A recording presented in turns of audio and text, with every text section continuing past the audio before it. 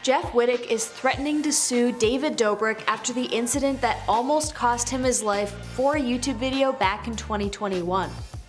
The incident itself involved a crane that almost left Wittek without an eye, tore several ligaments, and broke bones in a stunt video that Jeff is still paying for surgeries to fix. More recently, David expressed extreme regret for what occurred, but it may be too little too late for Jeff, who is threatening a lawsuit to try and recover the losses of the surgeries. Only time will tell if Jeff actually goes through with his threats, or if David is able to repair the rift between himself and Wittek. Today we're covering YouTuber Jeff Wittek. Tomorrow though, you decide. Let us know in the comments down below who you think we should cover on the next episode of Where Are They Now. While you're down there, you may as well smash that like button on this video so we know you want us to keep making more videos about this topic and other videos similar to it. Let's get into it, shall we? Jeff Wittek was born in Staten Island, New York, where he grew up in a rather rough neighborhood. He made money by working in local barbershops and selling illicit substances. He continued selling after he moved to Miami, Florida, and was arrested in 2011 for possession of controlled substances as well as trafficking. Luckily for him, the charges were dismissed because the police weren't able to issue a search warrant, so there wasn't any genuine evidence of any crime being committed. After the stunt, Jeff decided to move to Los Angeles, where he planned to buy substances in bulk and mail it to New York City. He began gaining notoriety in 2010 when he made several appearances on Bad Girls Club, a reality television show about party girls. Then in 2011 he began his own YouTube channel and started posting to Tumblr.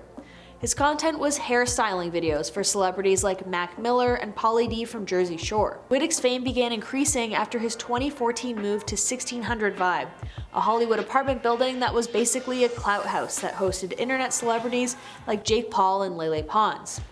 While living there, he first met David Dobrik through another Vlog Squad member, Toddy Smith. Throughout his time filming with David Dobrik and integrating himself into the Vlog Squad, David encouraged Jeff to play up his criminal past for views.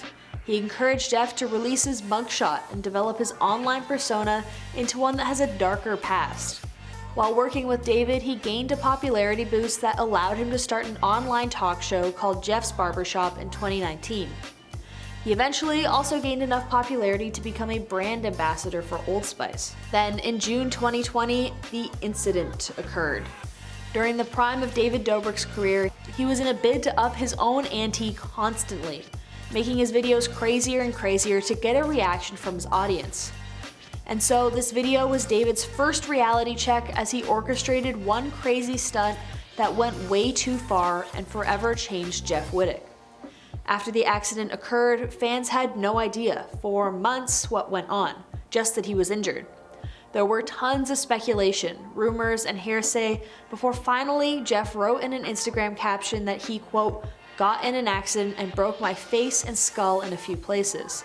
The post also showed the extent of his injuries, with multiple stitches on Wittek's face and photos of him from a hospital bed wearing a neck brace. To explain his side of the story, Jeff released a docu-series style of YouTube videos called Don't Try This at Home. The videos show that David Dobrik got a hold of an excavator and they tied a rope to his arm. Before Jeff stepped up, Instagram model Karina Koff stepped onto the rope.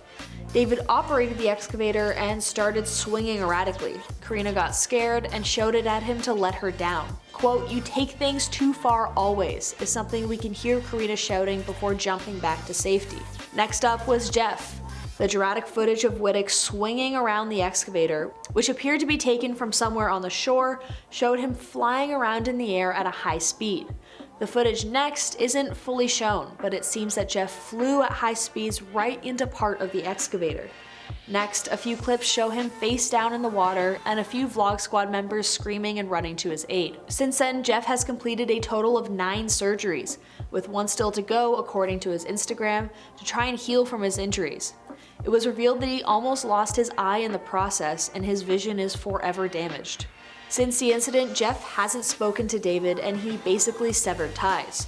While I'm sure a lot of this has to do with the accident itself, there must also be some convenience there considering all of this fallout was amid the controversy that basically tanked David's career, the allegations against other Vlog Squad member Dom of inappropriate conduct towards intoxicated girls. To distance himself from David and his posse at the time would be extremely beneficial for Jeff's career and is likely a large part of what saved his own channel. For a long time, however, Jeff had kept relatively silent about David and their now cold relationship. David himself was basically also completely silent, especially since he had larger fish to fry, i.e. his entire channel tanking amid scandals.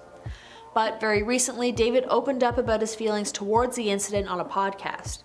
His opinion on why Jeff is so adamant on severing the relationship is, quote, "I think one of the main reasons Jeff is bummed with me right now is because he saw me do an interview where I said something that I promised him I'd keep between us. He's that I broke a promise. He said, 'Can you just promise that no one knows that this was my idea?' in reference to the excavator accident. David then continued, quote, "He got hurt because I was driving. That's it, and I know that, and like I said, any chance I would get, I would take it back. That'll be the biggest regret of my life, my entire life. I really hope there's not a moment that I regret as much as that one." Well, I think that it's easy to gain a sympathetic view of David, who seems genuinely remorseful in this podcast. I also think it's interesting to note that on Jeff's podcast, he stated that David, quote, "doesn't text me, doesn't check in," following the accident. Quote, "I've been protecting this guy for so long, and there's so much to the story than just him not texting me for a week after I had such a drastic surgery where I could have been blind." He then goes on to say, quote, "I look at his Instagram because it's the first one that always pops up because of the algorithm or whatever. It's just him like, oh, I'm so happy with my life right now, my vlogs and everything, just promoting his vlog." It left a very clear recognition from Jeff that their relationship is irreparable. I mean, if I can inject my own opinion into this a little bit, I did find it a little bit off color that David's response to Jeff's grievances, wherein he says that it was the worst thing that has ever happened to me, is just a little self-centered. And I'm not the only one who believes this. In the comments of an H3H3 video documenting the incident, one user stated, quote, "I think it's really telling when David describes the incident as the worst thing that ever happened to me and not the worst thing I've ever done. Just his choice of terminology takes the onus away from himself. The accident didn't happen to him. He was criminally negligent. It wasn't a freak accident. It wouldn't have happened if he had done his due diligence as a video producer / creator / filmmaker." Which, I mean, I think that comment sums it up pretty nicely. David basically blames Jeff for what has happened, and it's a little uncomfortable watching him shift the blame, even though he was the one who literally incurred the accident. Not only that, he's the leader of the group, and it's on him to make sure that there's safety protocol in place for his employees. And now Jeff is threatening to sue David Dobrik for the accident. After David basically blames Jeff for the accident, Jeff says that he thinks this incident is going to, quote, "prepare me for what's coming and to prepare David for what's coming." He doesn't elaborate on what that means, but at the end of the video, he says to leave a comment on the video if you think he should sue or if you're an attorney. It is entirely within the realm of possibility for Jeff to sue David, especially considering that Jeff worked under David, and this could be a case of unsafe work that resulted in injury. Even if the stunt was Jeff's idea, it doesn't mean that it isn't David's responsibility to make sure that everyone is safe and that he minimizes the risk of injury. David should have treated it like a Johnny Knoxville stunt, wherein there's ambulances on set, there's paramedics at the ready, and there's tons of legality and safety put in place to attempt to reduce permanent injury as much as possible, but obviously none of that happened. So do you think that Jeff Wittek is going to sue David Dobrik? Do you think he should? Let us know in the comments down below. And while you're down there, subscribe to this channel so we can keep growing and doing what we do. Thank you so much for watching this video and for supporting Where Are They Now? I've been your host, Sierra. See you next time.